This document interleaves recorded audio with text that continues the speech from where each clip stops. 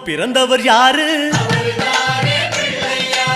ஆடும் வினையை ஒழிப்பது யாரு? ஆதவன் வணங்கும் தெய்வம் யாரு? பூமியை தாங்கும் புண்ணியன் யாரு? அனலாசுரனை தின்றது யாரு? ஆணவம் நீக்கும் நாயகன் யாரு? முப்புரி அணிந்த மூலவன் யாரு? அவரும் வாழ்வது எங்கே கூறு?